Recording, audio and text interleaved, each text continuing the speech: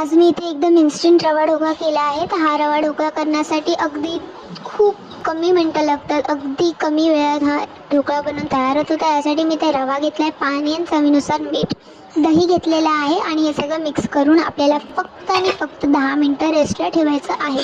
त्यानंतर चटणी बनवण्यासाठी मी इकडे सुकं खोबरं, डाळ्या, कढीपत्ता हे घेतलेलं आहे, हिरव्या मिरच्या, आणि ते सगळं आपल्याला छान असं वाटून घ्यायचं आहे. नंतर आपण आपल्या बॅटरमध्ये तेल, इनो आणि थोडंसं पाणी टाकून मिक्स करून घ्यायचं आहे आणि नंतर एका कंटेनरमध्ये आपल्याला ते वाफवून घ्यायचं आहे.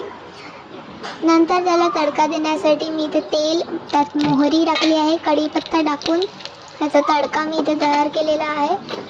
तो तडका आपण ह्याच्यावर टाकायचा आहे आणि तुम्हाला हवं तर शेपमध्ये कट करून तुम्ही एन्जॉय करू शकता.